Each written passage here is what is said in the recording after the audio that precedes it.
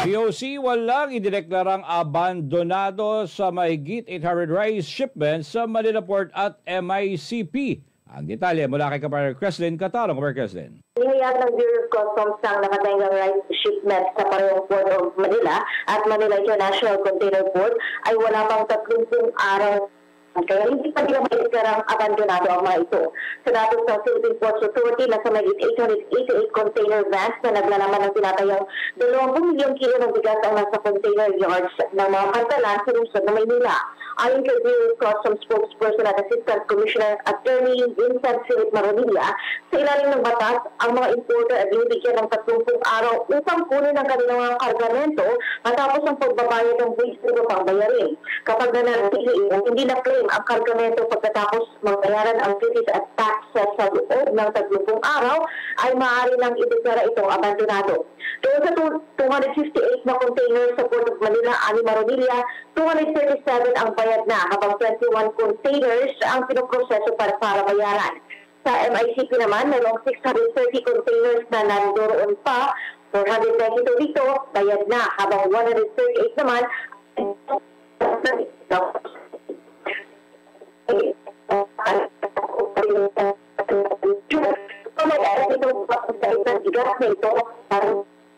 ang natural para sa Diyos at sa Pilipinas kong mahal. President Katarong ko pa sa balita at servisyo.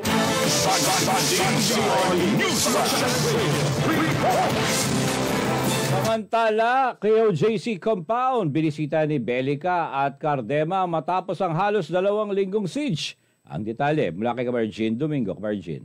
Matapos ang halos 2 linggong KOJC compound siege sa Davao City, nagkaroon ng pagkakataong bumisita ang dating chairman ng Presidential Anti-Corruption Commission na si Greco Belica at dating chairman ng National Youth Commission na si Ronald Cardema sa lugar. Layunin nilang kamustahin at tingnan ang lugar matapos ang 16 na araw na paglapastangan sa sagradong KOJC compound. Nagpahayag ng reaksyon si Belica sa karumal-dumal na paglapastang naganap sa religious compound. Well, it's really heartbreaking kasi nakita ko to maayos to maganda, hindi lang maayos, maganda and yung labor, effort, neat, nice and proper, lahat yung binaliwala Tapos it was a invasion of our right to life, liberty and property. Lahat talaga binayolate for political purposes or yung differences na in the first place karapatan naman natin lahat ng magsalita, to give our grievances and tapos talagang inapin nila and they didn't do it for 1 day, they did it for 16 days. So talagang nakakadurog ng puso. I could not imagine anong klaseng bakit talaga ginawa yun sa isang religious compound, diba? Na walang awa, walang takot man lang sa Diyos. Samantala, nagpaabot din ng 2 ng mensahe para sa mga miyembro at misyonaryo ng KOJC, maging ang mga taga-suporta nito. Masabi natin sa ating mga miyembro sa KOJC, for the longest time, nagpapasalamat tayo sa inyo. Kayo ang isang grupo sa Pilipinas, maliban sa Armed Forces, maliban sa PNP, kayo ang isa sa malaking grupo na naninindigan laban sa New People's Army. Kayo ang kasama ng gobyerno sa paglaban sa NPA. Kayo lang ang nakaintindi sa problema sa damdamin ng mga pulis at sundalo at mga Pilipino na napatayan ng NPA. Mga kasamahan ay napatayan. Kinover nyo sa SMNI, walang bayad. Kinover nyo lahat ng operation ng AFP at PNP para ipakita ang pagsugpo natin sa NPA. Ang masabi ko sa inyo, sinabi lang ni Pastor Kibuloy, tatag lang. Tatag lang. Basta nagsasalita tayo, basta nagsasama-sama tayo, basta pinapakita natin yung ating damdamin para sa ating bansa, mananalo tayo. Hindi tayo papabayaan ng Diyos. Maraming salamat po. To our KOJC, brothers and sisters, mga kaibigan, ako po ay nakikiisa, nakikidalamhati sa inyo. Naririto ako to show my support and to see really what happened and assess what we can do na hindi na maulit ito sa kahit na sinong Pilipino. Nagpapasalamat ako sa tibay ng inyong loob na ipinakita, sa katapatan na ipinakita nyo sa inyong pananampalataya, sa katapatan pinakita nyo hindi lamang kay pastor, pero pati sa inyong organisasyon, simbahan at reliyon. You make us proud. Pinakita nyo ang tapang at lakas ng loob na at hinahon at the same time na kinakailangan na ating bansa para hindi pagwagian ng mga tao at mga grupo na gustong mag-abuso. Kumbaga, you took the punishment for the entire Philippines. Hindi naman, kaya na sinabi ko, hindi naman kayo politiko eh. Diba, supporter lang kayo ng isang politiko na naniniwala kayo tama ang ginagawa. Pero kayo ang tinira dahil kayo yung supporter, kayo may media outfit, kayo ang maunlad. Pero kaya ako ay nagpapasalamat sa inyong sakripisyo at nananalangin na ang Panginoon Diyos ang magbibigay parusa sa mga adyanti, sa mga taong gumawa sa inyo nito at magpapala naman po sa inyo. So asahan po ninyo na sa abot ng aking makakaya, dadalhin mo natin ito sa katarungan. Hindi man ngayon dahil wala tayo sa kapangyarihan, pero ang katarungan ng Diyos ay hindi nila matatakasan. So sabi nga ni Pastor, tatag lang, huwag susuko, sama-sama tayo. Dahil matatapusin po ito. Tatapusin ang termino nila. At ang kaparusahan ng Panginoon Diyos sa mga mali nilang ginawa ay sigurado natin na ibibigay sa kanila. Salamat po sa inyong sakripisyo. Matatadaang kilala ang dalawa bilang mabuting kaibigan ng butihing pastor na si Pastor Apollo Sikibuloy at masugid at taga-suporta sa gawain ng Kingdom of Jesus Christ. Para sa Diyos at sa Pilipinas kong mahal, Jean Domingo, SMNI News. Headlines News Flash. Sa iba pang mga balita, mga importer na iniipit ang supply ng bigas sa Pantalan dapat i-blacklist ayon sa SINAG. Ang detalles ng balitang yan mula naman kay Kamarshida Toro. Kamarshida. Na naglalaman ng sako-sakong imported na bigas ang 1 hanggang 9 na buwan nang nakatenga sa mga pantalan sa Maynila. Una nang sinabi ng Philippine Ports Authority o PPA na walang port congestion taliwas sa pahayag ng Agriculture Department. Mahigit 20 consignee o importer ang nagmamay-ari ng mahigit 8 shipping containers na may lamang bigas. Sinabi ni PPA General Manager Jay Santiago na bawasan daw ang nakatengkang containers na may lamang bigas matapos isiwalat ng ahensya ang maling pamamaraan ng ilang mga importer. Dahil sa ating pagsisiwalat ng mga overstaying containers po dyan ng bigas, over the weekend lamang po ay nasa 300 containers po ang na-pull out na ng mga kanya-kanyang consignees nito. Hanggang sa katapusan na lamang ng Setyembre ng taon, ang palugit ay binigay ng PPA sa mga importer na may-ari nito. Oras namang mabigo ang mga importer ay i-endorso ng ahensya sa Bureau of Customs na indeklarang abandonado para isilalim sa auction o i-donate sa mga ahensya ng pamahalaan. Magsasagawa naman ang Bureau of Plant Industry ng food safety testing sa mga bigas upang malaman kung maaari pa itong kainin ng tao. Inimbestigahan na rin ng Department of Agriculture ang posibilidad na may profiteering o pagmamanipula. Sa ngayon, hindi pa natin nakita. Ang concern namin yung food safety. Yung nabanggit si GM kanina na isa lang naman na kargamento na 275 days. So 9 months na yan na nakatenga. Plus, kailangan din makita kung kailan yan na-harvest. Kasi pag tumagal ng 1 taon, medyo matagal na yung bigas. Pero kung ang samahang industriya ng agrikultura o SINAG ang tatanungin, dapat nang makasuhan o isama sa blacklist ng Department of Agriculture ang mga importer na iniipit ang mga bigas. Yung ganong katagal, sa tingin natin nag-hoard na yan, dapat maimbestigahan talaga. And kung talagang umabot ng 200 plus day, sa tingin natin may problema yan. Bakit hindi nila linalabas? Punto pa nga ng SINAG, dapat naramdaman ng mga Pilipino ang murang bigas ngayong bulto-bultong supply ng imported na bigas ang dumating na sa bansa. So, ang nakikita pa rin natin is dapat bumaba na yung presyo kasi ang laki na lang pumasok. No? 16 million kaban na pumasok na bigas na. Para sa Diyos at sa Pilipinas kung mahal, Ito si Sheena Torno, SMNI News.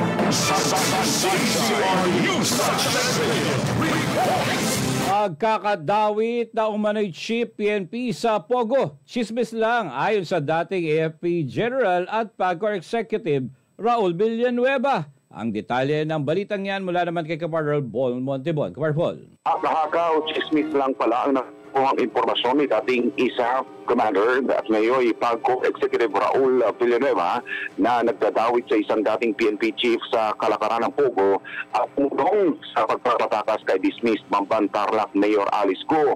Ito ang ibinunyag ng Philippine National Police Criminal Investigation and Detection Group o PNP CIDG Director Police Major General Leo Francisco matapos ang pag-uusap nila ni Villanueva sa telepono. Sa katunayan, handa muling umarap sa Senado si Villanueva para amining haka-haka lamang ang nauna nitong pahayag sa nakaraang pagdinig na nagdadawit sa PNP. Dahil dito, hindi na iimbestigahan ng CIDG ang usapin, subalit hindi naman napag-usapan nila Francisco at Villanueva ang paghingi nito ng public apology. Sa kabilang banda, una na ring iginiit ng Councils of Chief o samahan ng mga dating PNP chief ang paghingi ni Villanueva ng public apology dahil sa kahiyang itinulot ng mga pahayag nito sa kanilang organisasyon. Hinggil naman sa pagsasampa ng kaso laban kay Villanueva, sinabi ni Francisco na hinihintay na niya ang utos mula kay PNP Chief Police General Romel Francisco Marbil para sa kanilang susunod na hakbang. Para sa Diyos sa Pilipinas kumahal, nag-uulat Paul Montebon, kapartner mo sa Balita Service. Dagdag pang balita, KOJC missionaries at pastorals naglabas ng kanilang saloobin laban sa mga nag-aakusa kay Pastor Kibuloy. Ang detalye ng balitang yan mula naman kay Kapar Jade Calabroso. Kapar Jade! Masakit! Sobrang... hindi deserve. Inosente si Pastor Apollo C. Kibuloy at hindi niya dapat nararanasan ngayon ang ganitong mga akusasyong nagtulak sa kanya upang magsakripisyo na sumuko sa otoridad dahil sa mga paratang ng ilan lang na dating mga misyonaryo.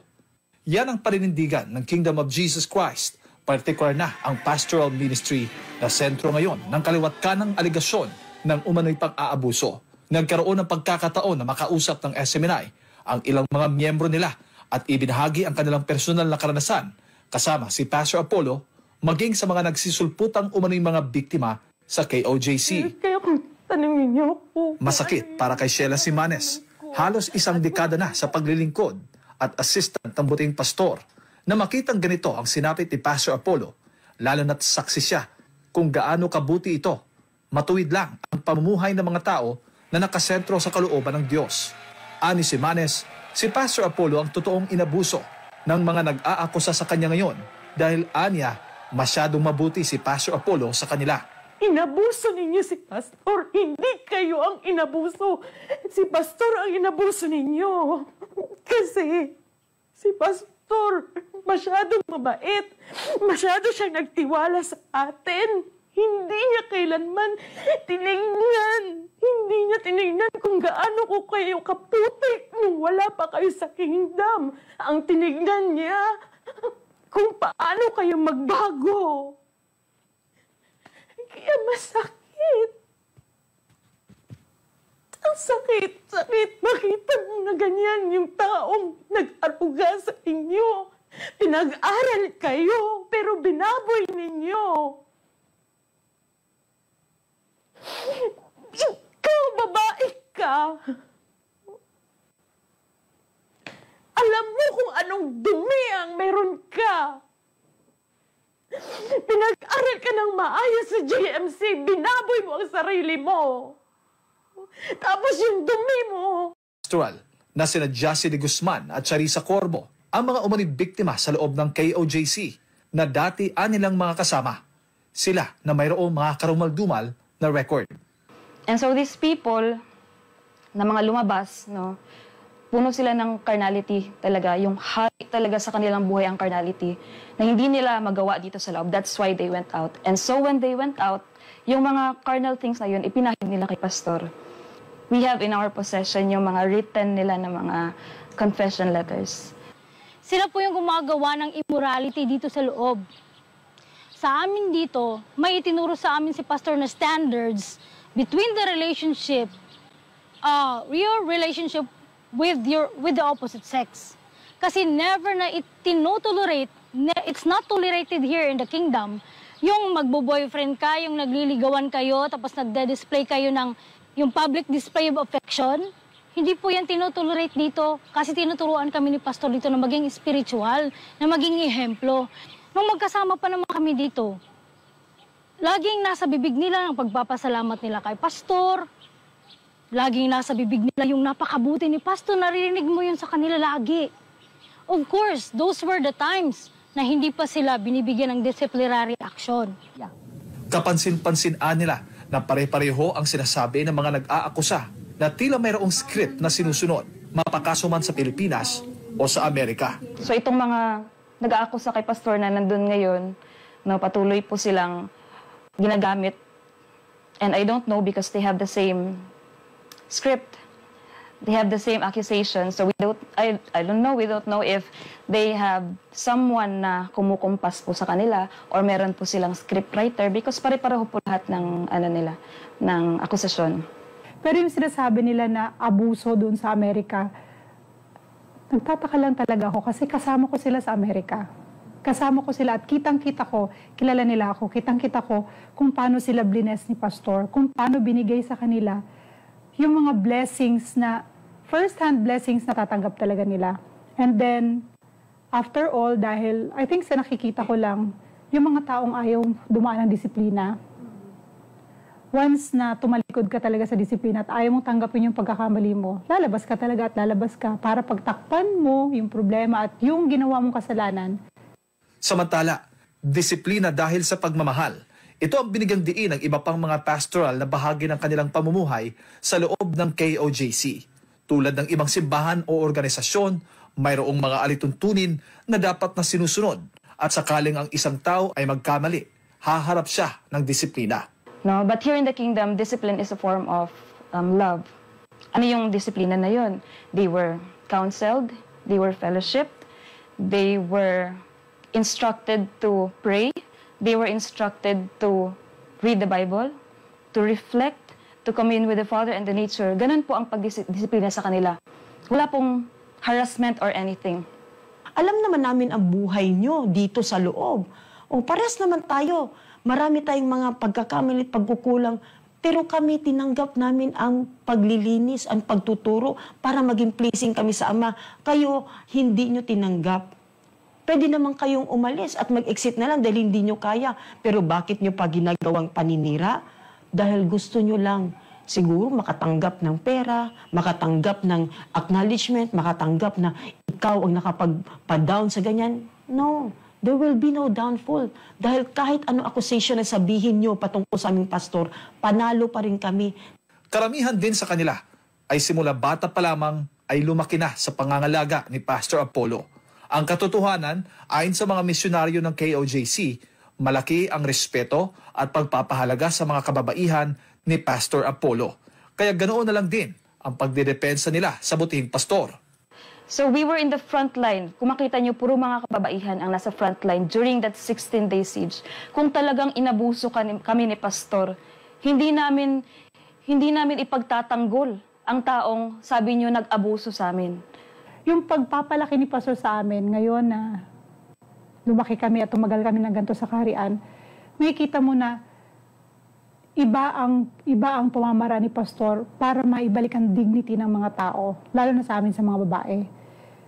Biruin mo kahit nga the way how you talk and the way how you dress up, the way how you laugh, the way how you behave yourself in front of a lot of people, kahit sa mga opposite sex.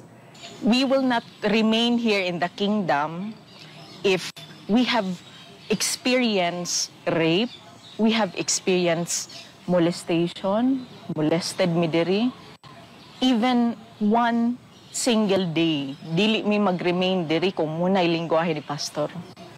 Pero us in the kingdom, not in our wildest imagination na mahimo ginasanak. All of those, love, peace, joy, long-suffering, meekness, kindness, temperance, gentleness, goodness, that is what we can attest.